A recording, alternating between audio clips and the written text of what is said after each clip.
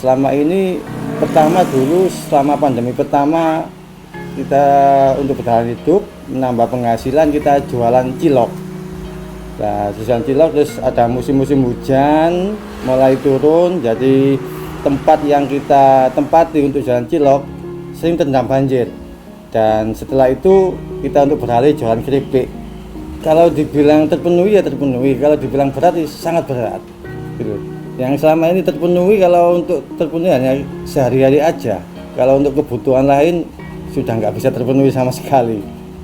Kalau untuk buat makan jajan anak-anak sih bisa lah gitu loh. Tapi ya dibilang berat ya sangat berat lah Mbak untuk kondisi saat ini. 2006 Tanggulangin kena dampak, yaitu sebagian wilayahnya digenangi oleh lumpur lapindo. Seketika ikut itu juga pasar langsung turun drastis, tinggal 10%, bahkan tidak ada. Masyarakat sadar bagaimana caranya supaya produksinya atau usahanya tetap eksis. Di antaranya adalah ya kreativitas, membuat barang-barang baru. Kalau masalah kualitas kita nggak mau kalah, bisa kalah. Terbukti kulit-kulit yang di sini tuh udah bagus semua.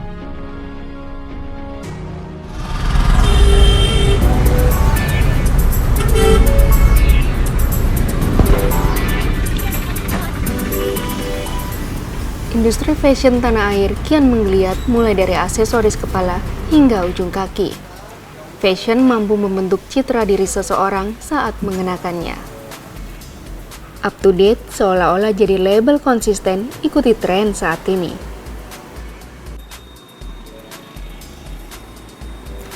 Tapi sayangnya, menjamurnya fashion di tanah air tidak menjamin mendongkrak sentra pengrajin.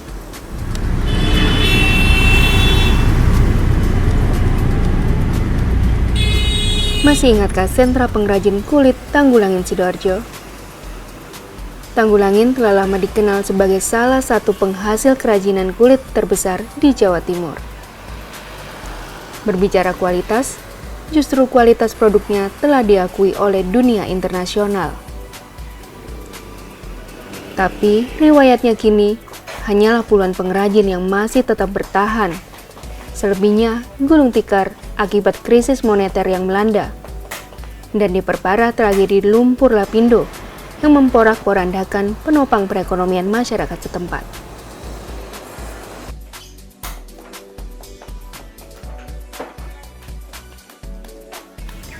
Sentra pengrajin kulit Tanggulangin Sidoarjo dimulai sejak tahun 60-an.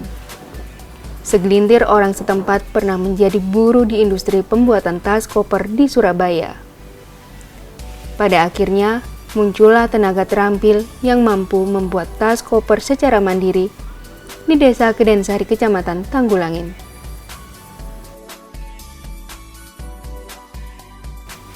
Tapi, pada saat itu proses pengolahan tas koper hanya sebatas dari bahan karton tebal dan dilapisi kulit sapi.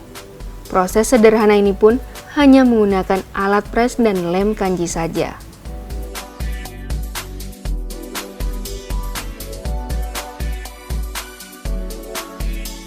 Cikal bakal kerajinan kulit di Tanggulangin ini sebenarnya dimulai dari tahun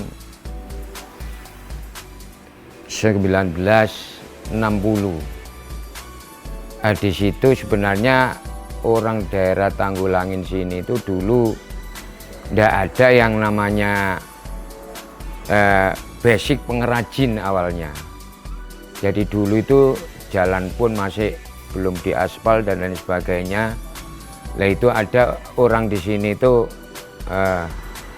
saya anggap pahlawan yang namanya Buten. Itu orang Kedensari mencari pekerjaan menjadi pembantu. Nah di situ kebetulan yang diikuti, maksudnya itu yang dia ikut bekerja sama orang Cina itu adalah dia pengrajin koper kulit. Ya kurang lebih tahun 60-an itulah. Zaman kalau saya pun masih kecil waktu itu. Jadi ceritanya itu apa namanya, PP 10 lah bahasanya kalau dulu itu, saya masih ingat. Lah PP 10 itu Cina itu dulu itu kalau tidak salah kena peraturan disuruh pulang ke negaranya. Jadi sedikit banyak memang untuk cikal bakal kerajinan di Tanggulangin ini adalah termasuk dari orang Cina. Nah, di situ Waten itu pembantu, begitu istrinya si bos Cina itu meninggal, akhirnya Waten itu dirabi sama bos itu. Lah dengan adanya dia mau dinikahi sama orang Cina itu, bahasanya untuk tenaga kerja membuat tas itu dia mempunyai syarat kalau bisa orang daerah Kedensari yang harus bekerja di situ, belajar.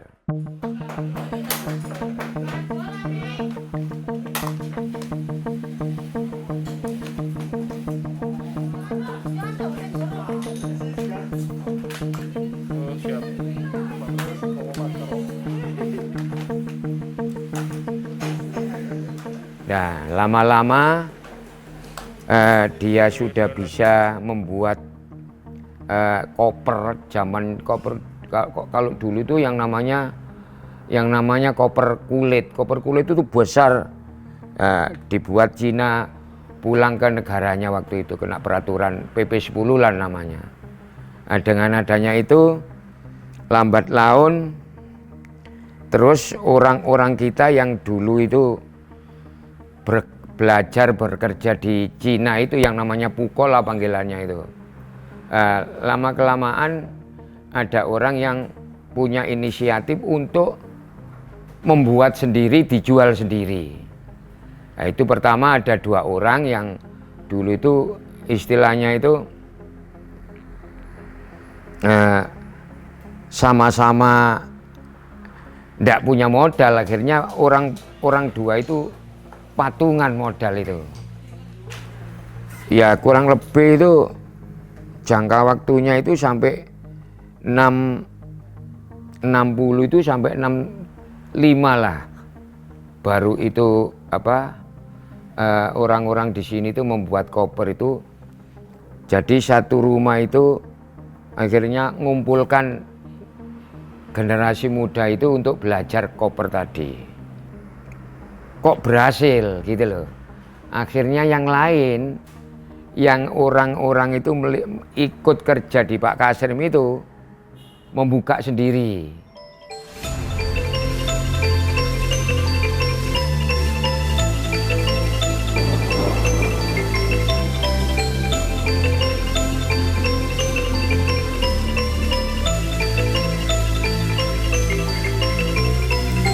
Banyaknya peminat kerajinan kulit pada saat itu, pertengahan tahun 70-an, muncullah tenaga terampil baru dan mampu menyuplai hasil karya tangan warga melebihi sebelumnya. Mengenyam kesuksesan, ide pun bermunculan pula. Salah satunya pendirian organisasi usaha yang mampu mengekspansi penjualan kerajinan kulit hingga ke berbagai daerah di tanah air, seperti Yogyakarta, Bandung, Surabaya, Semarang, dan Jakarta.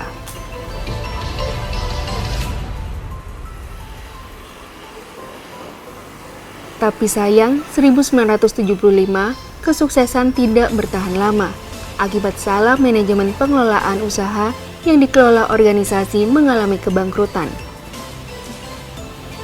Keinginan mengulangi kesuksesan kembali, tahun 1976 warga kembali mendirikan organisasi pengelolaan yang berbeda dengan mendirikan sebuah koperasi industri tas dan koper atau Intako.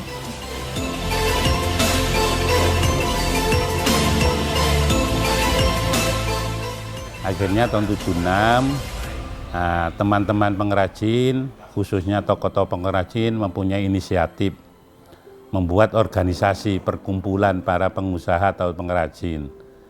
Karena orang-orang kecil yang cocok pada waktu itu adalah berbentuk koperasi.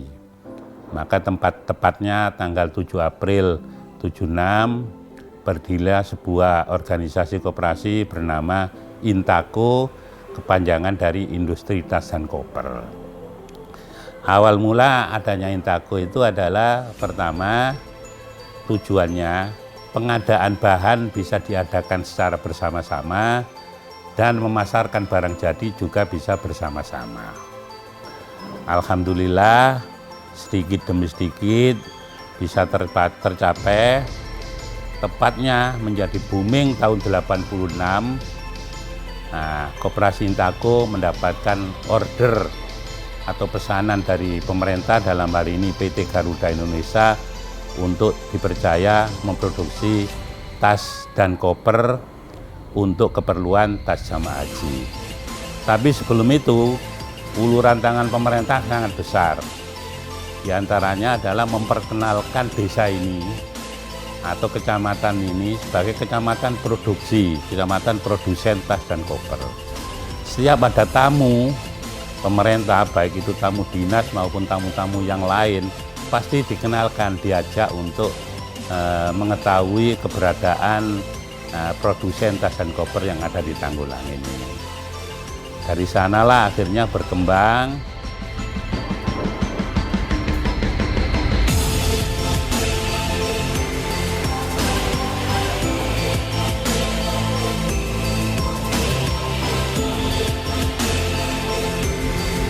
Awal pertengahan tahun 85, pemerintah turun tangan membantu, dalam hal ini adalah kementerian atau sekarang kementerian, kalau dulu Departemen Perindustrian, membantu namanya BIPIK, Bimbingan dan Pengembangan Industri Kecil yang ada di Tanggulangin ini.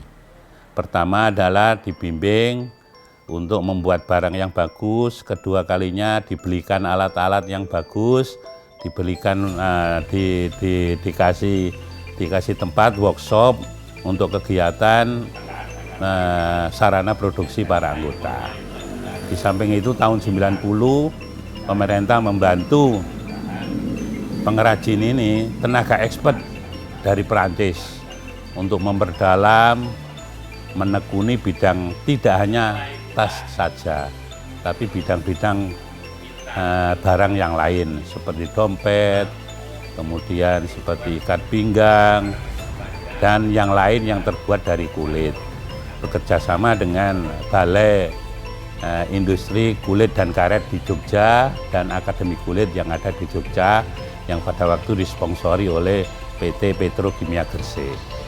Di sanalah akhirnya kemampuan, keterampilan para pengrajin bertambah. Nah, seiring dengan itu, permintaan pasar juga tidak tambah, kualitasnya yang diminta tidak tambah jelek, tapi kualitasnya yang diminta tambah bagus. Nah, di sanalah akhirnya tahun 76 Intako berdiri, tahun 81 Intako bisa membangun toko tas atau showroom tas, di mana toko atau showroom tas pertama kali yang ada di Tanggulangin adalah punya Intako.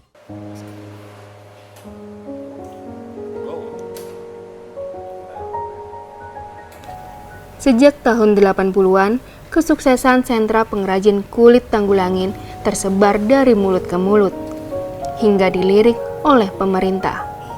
Sejumlah mesin produksi dukungan dari pemerintah saat itu mendukung kinerja pengrajin yang mampu menghasilkan banyaknya produksi tas, koper, dan sepatu.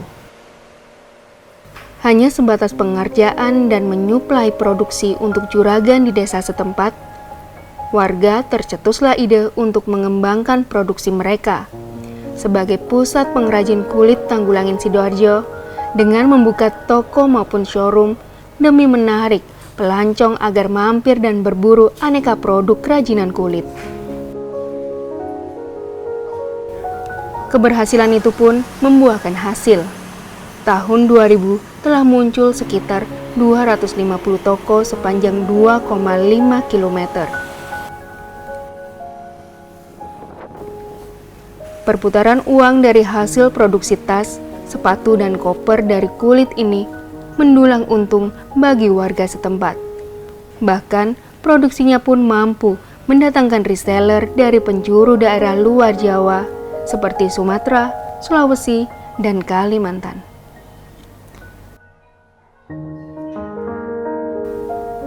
Kejayaan yang dirasakan itu pun tak bertahan lama. Tahun 2002, angka penurunan daya beli masyarakat cukup drastis. Mahalnya bahan baku dan perekonomian di tanah air lesu, perputaran bisnis pengrajin kulit Tanggulangin ikut melesu. Keadaan makin jatuh dan bangkrut diperparah tragedi lumpur Lapindo akhir Mei tahun 2006 silam. Tragedi lumpur Lapindo seakan menyita perhatian ketimbang karya pengrajin kulit Tanggulangin.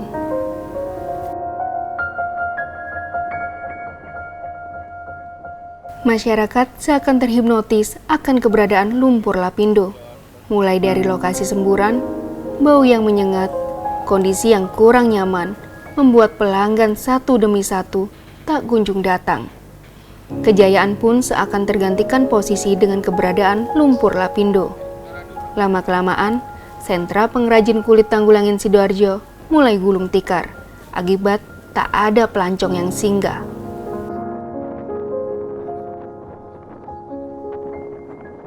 Tahun 2006, Tanggulangin kena dampak, yaitu sebagian wilayahnya digenangi oleh lumpur Lapindo.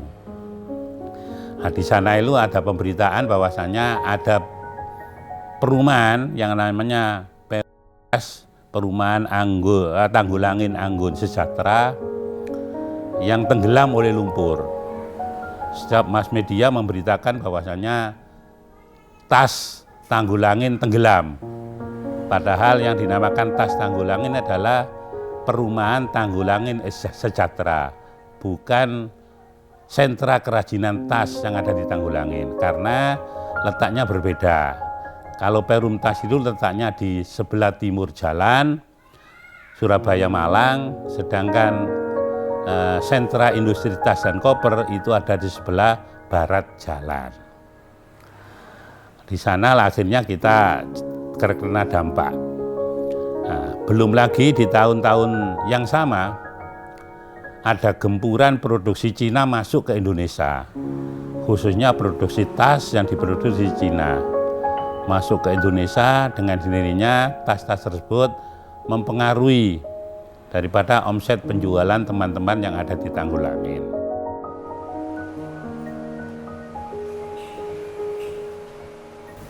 Seakan yang kuat yang bertahan, begitulah kira-kira. Bertahan di tengah ketidakpastian kondisi ekonomi. Saat ini hanyalah menanti geliat pengrajin, masyarakat, dan pemerintah dalam mempertahankan eksistensi sentra pengrajin kulit terbesar se-Jawa Timur.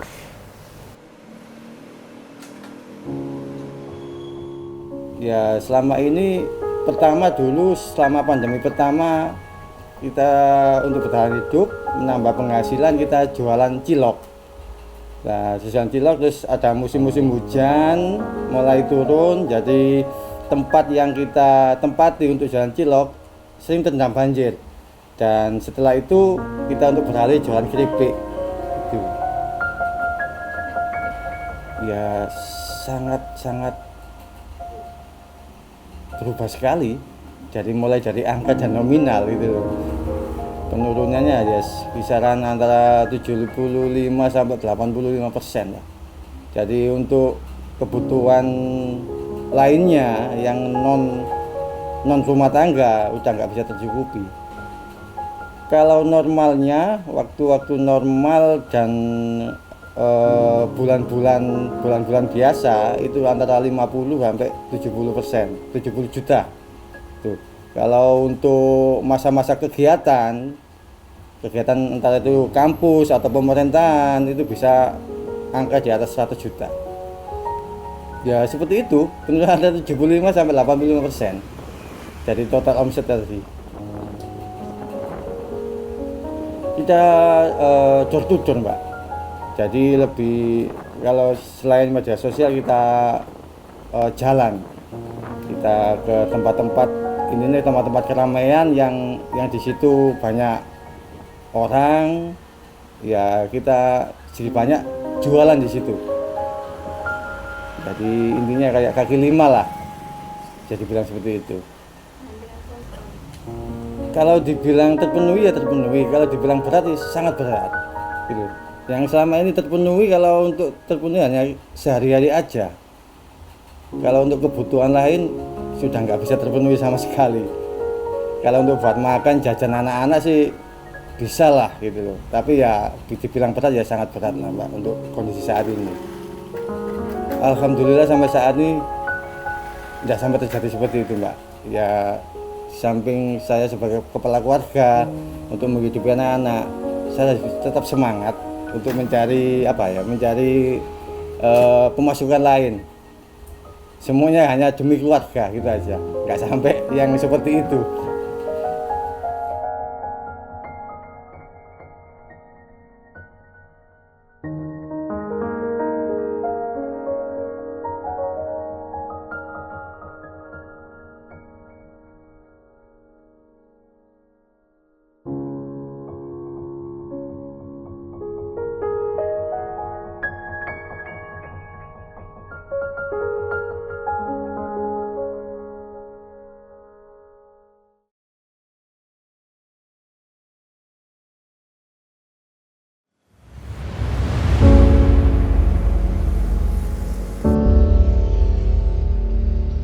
Selama ini terpenuhi, kalau untuk terpenuhi hanya sehari-hari aja.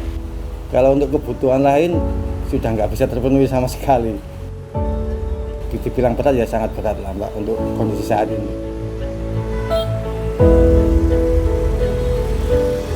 15 tahun berlalu semenjak tragedi lumpur Lapindo hingga saat ini di tahun 2021, kondisi sentra pengrajin kulit Tanggulangin Sidoarjo seakan hidup segan mati tak mau. Dulu, kondisi ini ramai dengan aktivitas dan interaksi antara pengrajin, pengusaha, dan konsumen yang datang. Namun, kini hanya yang kuat yang bertahan. Kuat dalam mempertahankan bisnis keluarga, kuat untuk menghadirkan tas bagi pelanggan setia, dan kuat bertahan di tengah kondisi tak menentu. Yang tidak kuat itu semua gulung tikar. Untuk memasuki kawasan sentra pengrajin kulit Tanggulangin Sidoarjo, terpampang pelang gapura sederhana yang merupakan satu-satunya hiasan saat masuk ke kawasan ini. Menyusuri jalan, terlihat pertokoan atau showroom. Hampir semuanya didominasi showroom tas sepanjang jalan. Ada yang masih tetap eksis, ada pula showroom yang mangkrak, kosong, tak berpenghuni. Aneka tas digantung dan ditata pada etalase kaca, alih-alih memajang untuk mendatangkan pembeli. Tulisan diskon pun tersematkan di setiap rak, mengharapkan ada keberuntungan untuk dilirik calon pembeli. Banyak dari pemilik showroom memutar otak agar dapur tetap mengepul. Banyak cara dilakukan, mulai dari pemberian diskon, broadcast grup jualan, hingga memanfaatkan platform digital.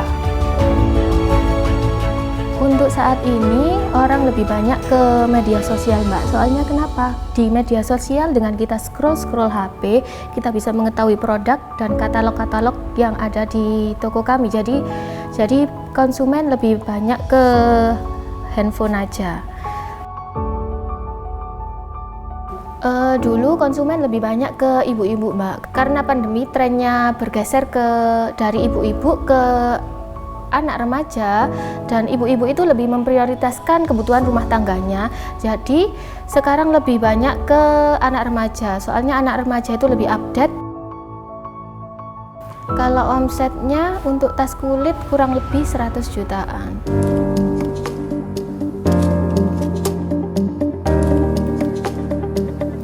Mau tidak mau dengan cara itulah pemulihan dilakukan. Ya, pemulihan dari rasa pesimis yang mendera hampir seluruh pemilik showroom maupun pengrajin. Karena menggantungkan pembeli datang ke toko seakan mustahil. semenjak tragedi lumpur Lapindo yang seakan menenggelamkan eksistensi sentra pengrajin kulit Tanggulangin Sidoarjo. Apalagi diperparah dengan bersaingnya produk impor dan kondisi pandemi. Iya, langkah-langkah yang kita lakukan sementara itu di sini ada bimbingan online.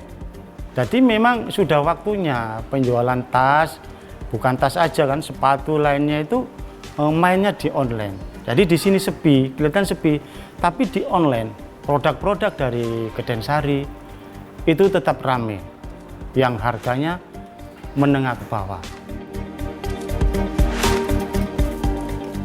Sudah di sini ada tiga yang dibimbing ya, dibimbing dari dinas kementerian, yaitu dari Mas Radit seperti siapa Eva atau siapa, pokoknya orang 3 sini yang mampu. Jadi dibimbing, nanti launchingnya kapan kita belum tahu. Kan nggak mudah mengatur gambar, tapi ada yang bimbing. Jadi insya Allah bulan depan mungkin kita mulai launching di pemasaran online, khususnya di Intaco ini. Jadi yang dibimbing dari dinas kementerian itu cuma karyawan Intaco sini. Kalau untuk mengangkat kembali ya, ini sudah zaman online. Kita harus memperkuat, memperpandai bagaimana online kita nanti berjalan dengan lancar. Ilmunya yang kita belum menguasai. Jadi ada bimbingan, yaitu dari pihak pendustrian yang peduli dengan koperasi Intaco atau mengangkat produk-produk Intaco untuk dipasarkan. Dan yang memasarkan karyawan, ada karyawan sini itu seperti Mbak Bida itu ada, sudah bisa, Mbak Yanti sama Mbak Maya. Jadi orang 3 di sini. Itu nanti bagian upaya kita, bagian upaya Intaco untuk memajukan produk-produk kita. Alhamdulillah sekali ada teman-teman pemuda-pemuda milenial ini yang sangat membantu untuk memasarkan barang-barang produksi kita. Kalau untuk saat ini ya secara mau nggak mau ya kita mengikuti ya, contohnya kayak di media sosial seperti itu, antara teman ke teman seperti itu. Teknologi yang sudah berkembang, segelintir orang yang melek teknologi memanfaatkan momen mempromosikan penjualan pada media digital. Tapi apa daya, tidak semua mampu menangkap peluang karena disibukkan dengan proses panjang pembuatan tas. Di titik akhir manajemen penjualan secara digital pun tak terpikirkan atau bahkan tak tersentuh bagi yang gagap teknologi. Kembali lagi, yang kuat yang bertahan, kuat melawan arus perubahan. Saya tetap semangat, semuanya hanya demi keluarga, gitu aja. Kita tidak henti-hentinya cari inovasi lagi, sampai akhirnya ketemu di pasar online. Dengan dibantu adik-adik pemuda-pemuda milenial yang canggih untuk memasarkan di pasar online, kita di Tanggulangin yang mempunyai skill atau berpengalaman di segi produksinya sangat-sangat terbantu sekali. Hingga akhirnya pada saat ini kita warga Tanggulangin, khususnya pengrajin, itu kebanjiran order dari segi online. Bahkan peningkatannya lebih dari 100%. Dan alhamdulillah saat ini dengan pasar online ini kita bisa menembus atau bisa mengalahkan pasar-pasar import yang semula mengkhawatirkan bisa menguasai pasar yang ada di sini.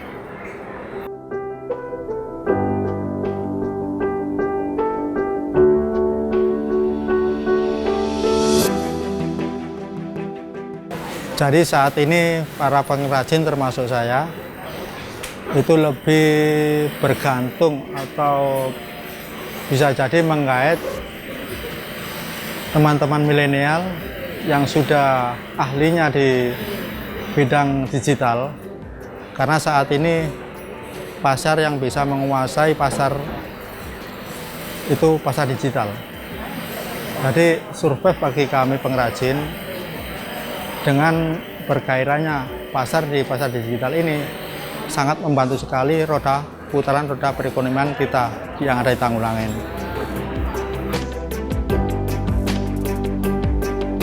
Sedangkan untuk omset di pasar digital itu sendiri itu udah luar biasa, tergantung kita SDM-nya mampu apa tidak, kuat apa tidak. Berapapun jumlah yang kita produksi itu masih kurang untuk pasar digital.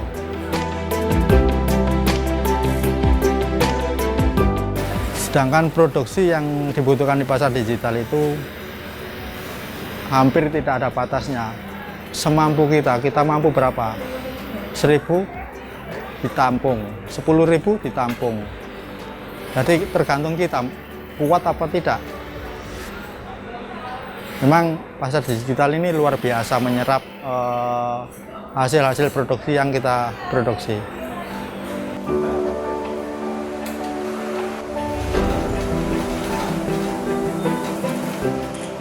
Untuk pasar Tanggulangin sendiri, kita tetap bergantung dari kebijaksanaan pemerintah. Bagaimana cara pemerintah itu sendiri untuk mempromosikan apa yang ada di Tanggulangin, sehingga nama Tanggulangin atau pasar Tanggulangin, khususnya produksi tas dan koper, itu bisa mencuat kembali di pasaran. Hingga akhirnya kepercayaan masyarakat di Tanggulangin itu kembali normal sebelum ada Lapindo dulu.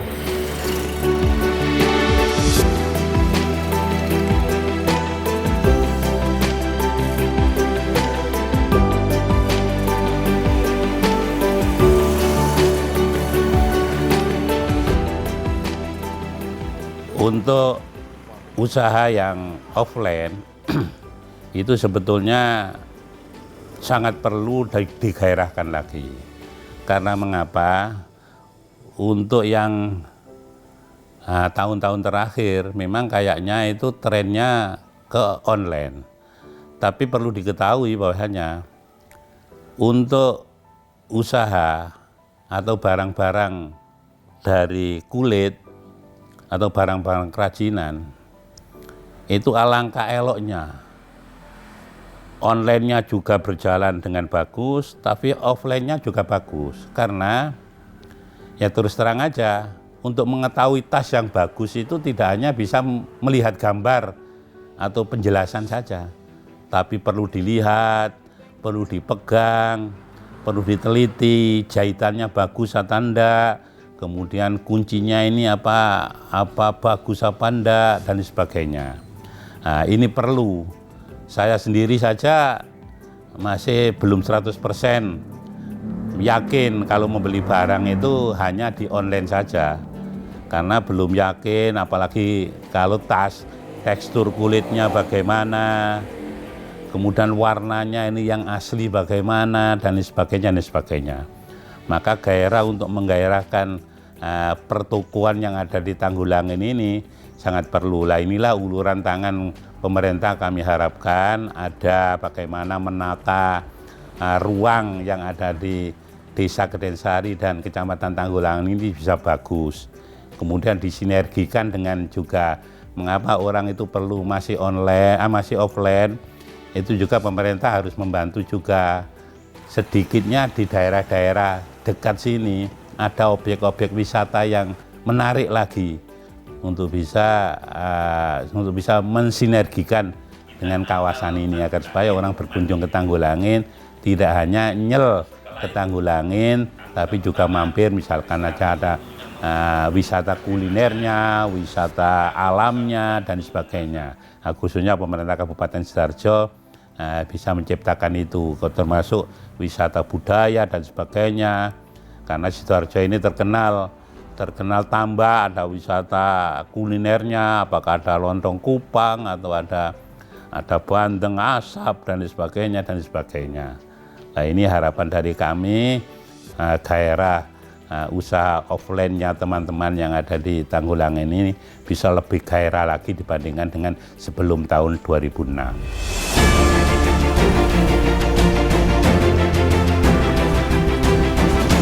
Impact daripada kalau memang gairah penjualan tas dan koper itu bisa langsung atau offline. Pertama, penyerapan tenaga kerja akan bertambah, menjaga toko-toko atau gerai-gerai itu.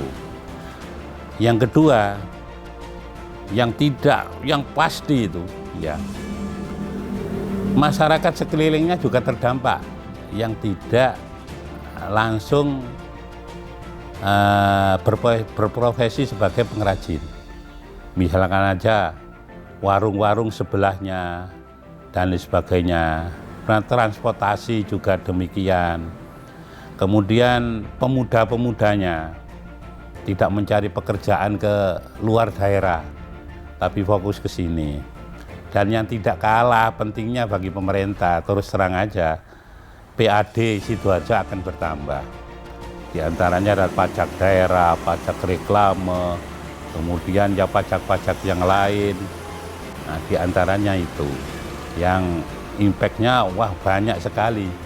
Kalau memang itu bisa terlaksana, bisa terwujud, ya kemudian yang selanjutnya tidak kalah pentingnya, biar pemerintah Kabupaten Sidoarjo khususnya dan Jawa Timur yang notabene Tanggulangin ini sudah dikenal sejak dulu, itu tambah moncer, misalkannya demikian.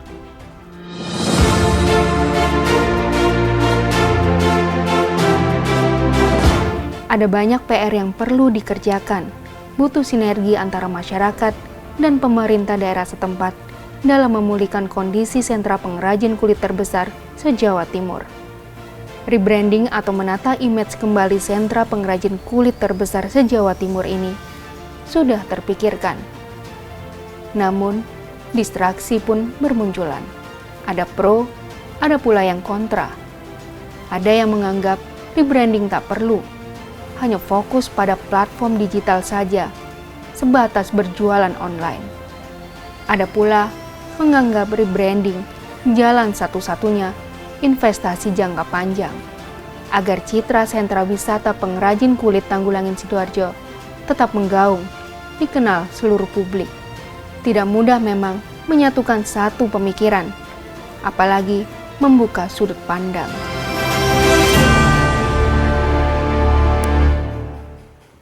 Harapan saya untuk Tanggulangin, kita bersatu padu untuk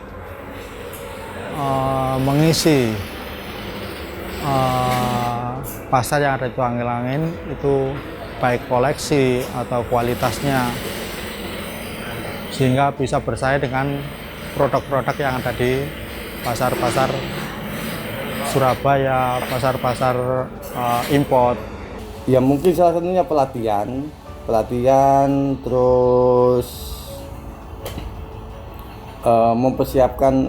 menyiapkan pasar seperti itu. Yes, untung-untung dikasih modal gitu loh. Ya jelas terbuka. Kami mengharapkan hal-hal seperti itu, kami mengharapkan. Tapi belum ada kesempatan. Padahal kami pengrajin sudah siap semua. Misalkan ada order tas yang model apa, kita pengrajin punya, ada yang bikin sabuk, bikin tas kulit, tas kantor, tas koper, bermacam-macam, berwarna-warni model tas. Kita bisa siap untuk menerima order seperti itu.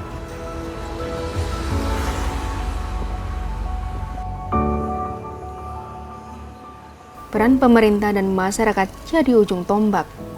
Duduk bersama untuk menemukan solusi dan formula tepat.